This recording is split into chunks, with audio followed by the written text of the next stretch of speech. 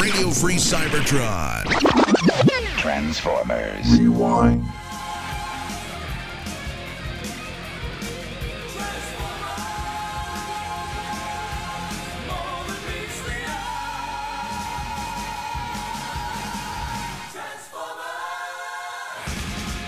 This week on Transformers Rewind, it's Dark Awakening, here to destroy your childhood.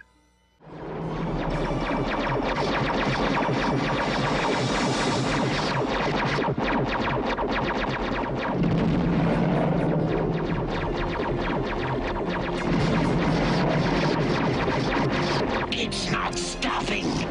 No Autobot could survive that. Until all are one.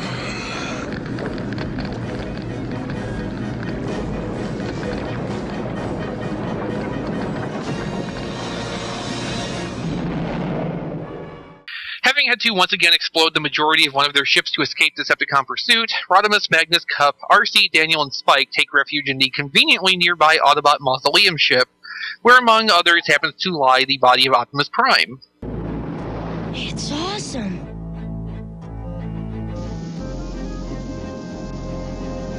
It's the size of Manhattan. I'd hope never to see it again. What's wrong? What is that thing? A tomb.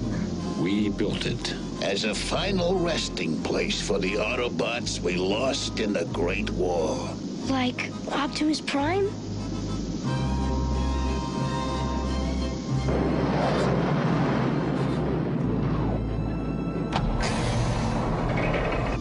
Do we have to go inside? Nothing in there can hurt us, Daniel.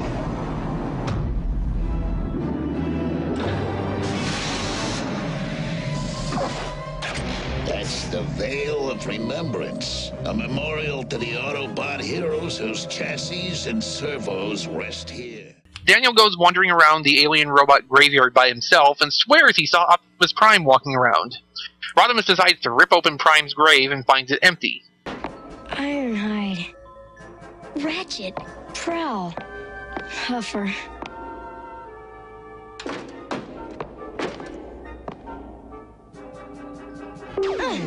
Oh no!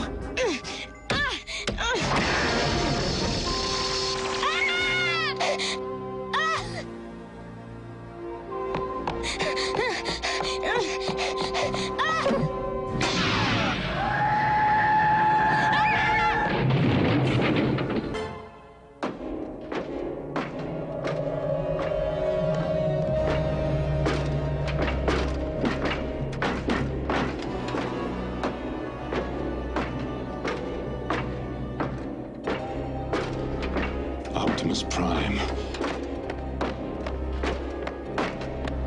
If he were alive, I'd know. The Matrix would have told me. Somehow. Let's go back. I've got to be sure.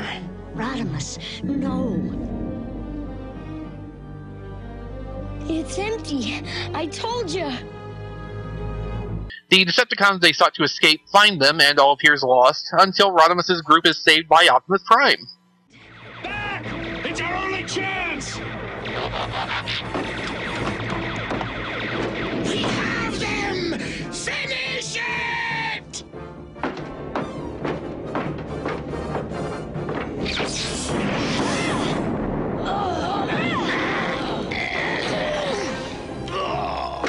How convenient, Rodimus.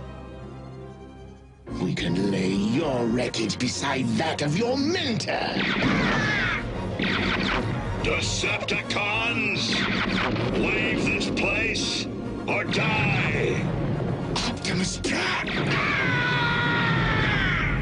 Optimus has no idea why he's alive, but that's good enough for Rodimus, who promptly forces the Matrix back upon him. Optimus then begins acting a little oddly, attacking the other Autobots and setting a self-destruct in the mausoleum. Optimus then strands everybody while he returns to Cybertron. Is it safe? What? The Matrix. Yes. I've been keeping it warm for you. Wait, Optimus is in no condition to assume leadership? Come on, guys. He's just shook up a little. You'd be too if you'd been dead for years. Darkness, cold, then light. Must complete plan. Yeah, what's the plan? Optimus built himself an escape ship. Still think he's unfit to lead us?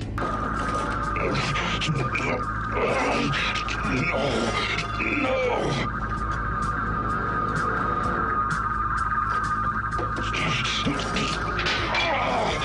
Optimus tells the other Autobots that Rodimus and company were killed by Quintessons and orders up an attack on their base. Hot Rod and the rest escape the mausoleum just before it falls into a star, and arrive at Cybertron to find everybody else has already left.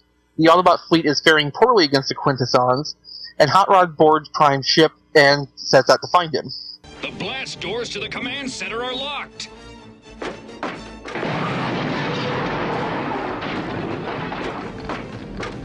Optimus, front and center. I've been waiting. I'm taking command. What took you so long?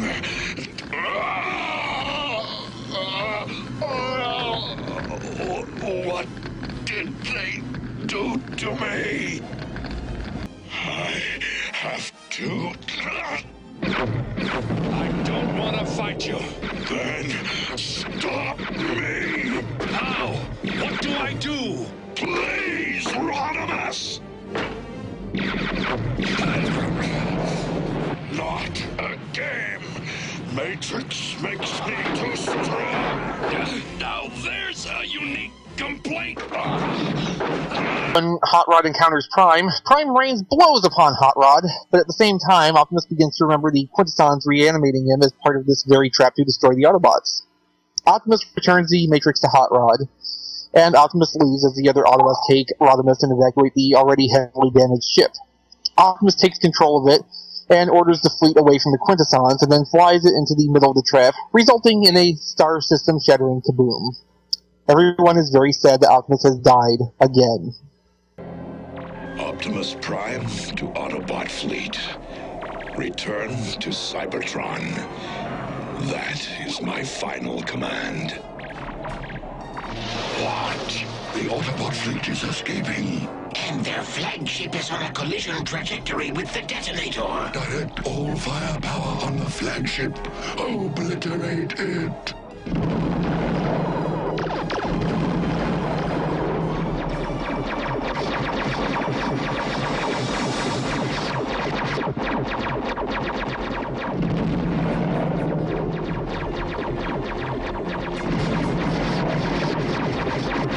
It's not stopping. No Autobot could survive that. Until all are one.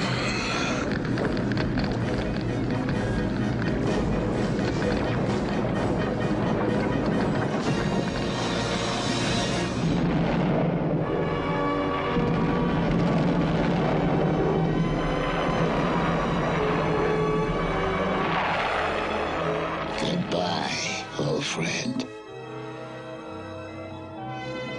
This Nova will be his memorial.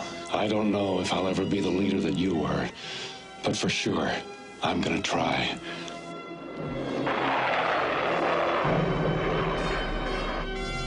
So long, Prime. But whose sick idea was this? Hasn't this now just become the best episode of Season 3? Oh, hands down. Yeah, I mean, in a way, maybe, but God, it's just so wrong. I remember as a kid sobbing at the end of this episode.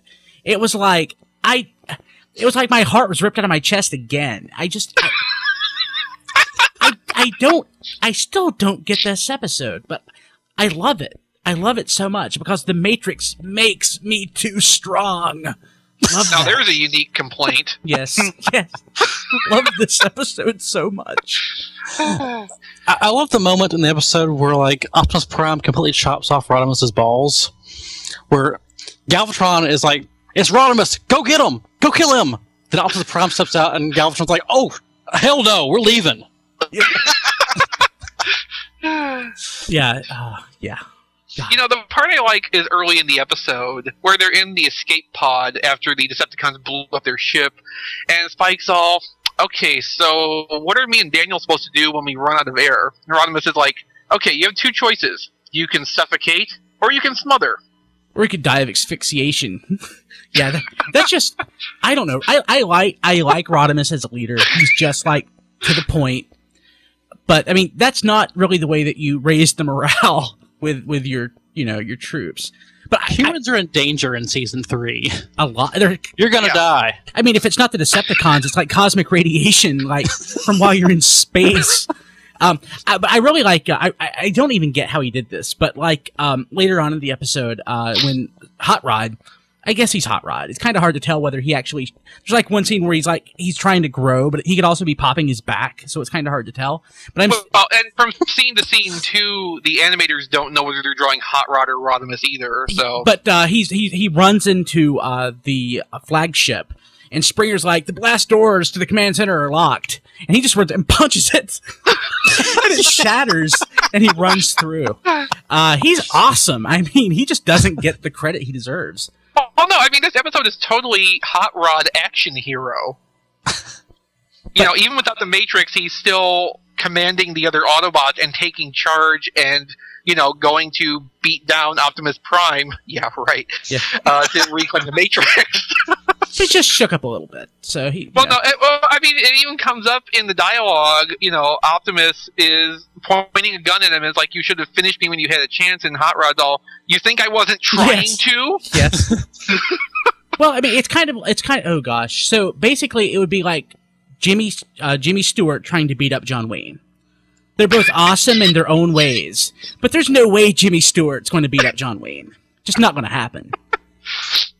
It It really strikes me of how much Hot Rod is Han Solo in this episode, in terms of attitude. Yeah, I can see that. He's very cavalier. He took over from Springer.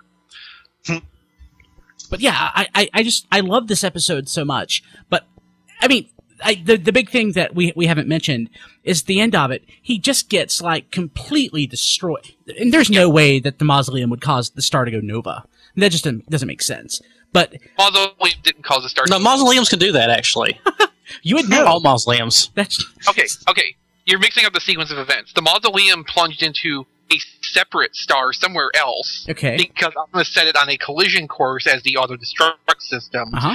Whereas at the end of the episode, Optimus flies the wrecked Autobot ship into the middle of the Quintesson trap, which was apparently some kind of detonator, which destroyed a solar system. The physics are all screwy, but if Galvatron can like destroy a planet, I mean, I guess it makes sense.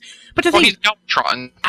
So in the Return of Optimus Prime, I guess it's not just because we're humans.